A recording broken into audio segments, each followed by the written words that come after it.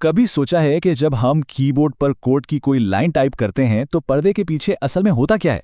मतलब एक मशीन जो सिर्फ 0 और 1 की जुबान समझती है, वो हमारे हुक्म को कैसे समझ लेती है और फिर उस पर अमल भी करती है। देखें, ये कोई जादू नहीं है, ये तो कंप्यूटर साइंस का एक कमाल है। चलें आज इस दिलचस्प सफर पर निकलते हैं और इस राज से पर्दा उठाते हैं। अच्छा, तो सारी कहानी शुरू होती है एक बहुत ही सादा से सवाल से।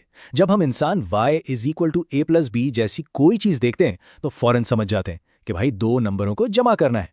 लेकिन कंप्यूटर के लिए, उसके लिए तो ये सिर्फ कुछ बेमाने निशानियां हैं। तो फिर ये जो गैप है, ये जो फासला है हमारे और मशीन के समझने में, ये आखिर पूरा कैसे होता है? दरअसल ये मसला बुनियादी तौर पर एक तर्जुमे का है।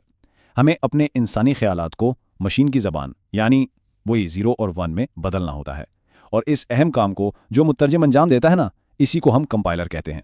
तो ये तर्जुमा शुरू कैसे होता है? कंपाइलर सबसे पहले हमारे कोड का एक खाका या यूं कह लेंगे एक ब्लूप्रिंट तैयार करता है ताकि उसके ग्रामर और मंतिक को ठीक से समझ सके। ये बिल्कुल वैसे ही है जैसे किसी इमारत को बनाने से पहले उसका नक्शा बनाया जाता है। इस ब्लूप्रिंट को एक खास नाम दिया गया है, एब्स्ट्रैक्ट सिंटैक्स ट्री या मुख्तसरन AST।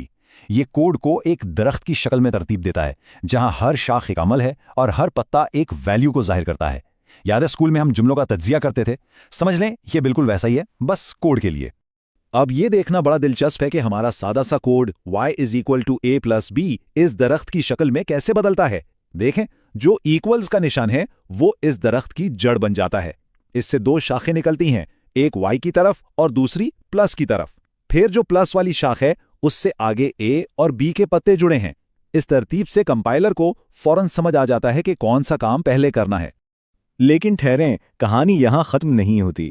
अगरचे इस दरख्त ने कोड को बड़े अच्छे से मुनज़्ज़म कर दिया है, लेकिन ये हतमी हल नहीं है। एक बहुत अहम मसला अभी भी बाकी है। तो सवाल ये पैदा होता है कि अगर दरख्त ने कोड को इतनी अच्छी तरह से तरतीब दे ही दिया है तो कंप्यूटर उसे सीधा सीधा इस्तेमाल क्यों नहीं कर सकता? इसकी वजह यह है कि हर कंप्यूटर का प्रोसेसर यानी उसका दिमाग अलग होता है। एक प्रोसेसर के लिए बनाया गया कोड किसी दूसरे पर नहीं चल सकता। तो हमें एक ऐसे हल की ज़रूरत है जो हर तरह की मशीन पर काम करे। अगर हम कोड को बराह रास्त मशीन कोड में बदल दें तो वो सिर्फ एक ही किस्म के प्रोसेसर पर चलेगा। लेकिन अगर हम एक दरमियानी रास्ता अपनाएं तो हम एक ऐसा यूनिवर्सल कोड बना सकते हैं जो किसी भी मशीन पर चल सके, और मज़े की बात यह है कि उसे मज़ीद बेहतर भी बनाया जा सकता है।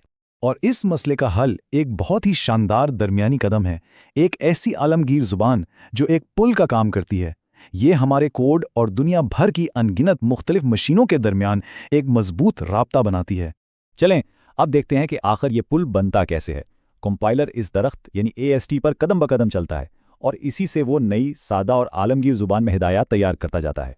ये पूरा अमल बहुत मुनज़्ज़म तरीके से होता है। कंपाइलर दरख्त के सबसे निचले हिस्सों यानी पत्तों जैसे A और B से शुरू करता है। फिर वो ऊपर ऑपरेटर प्लस वाली शाख पर आता है और एक सादा सी हिदायत बना लेता है, और आखिर में वो जड़ यानी इक्वल पर पहुंचकर आखिरी हिदायत तैयार करता है। और इस सारे सफ़र का नतीजा वो ये रहा। y = a+b का वो जो पेचीदा सा दरख्त था ना, वो अब इन दो बिल्कुल सादा सी हिदायत में बदल गया है। पहला कदम, a और b को जमा करो और उसका जवाब एक आर्जी वेरिएबल समझ लें t1 में डाल दो। दूसरा कदम, t1 की जो वैल्यू है वो y को दे दो। बस, है ना कितना साफ और सीधा? तो इस सारे अमल का, इस पुल को बनाने का असल फ़ायदा क्या है? मतलब ये दरमियानी कदम इतना अहम क्यों है? अच्छा, ये जो दरमियानी कोड है ना, ये हमें 3 बड़े फ़ायदे देता है। पहला, ऑप्टिमाइजेशन। कंपाइलर इन सादा हिदायत को आखिरी तर्जुमे से पहले मज़ीद तेज़ और मौसर बना सकता है।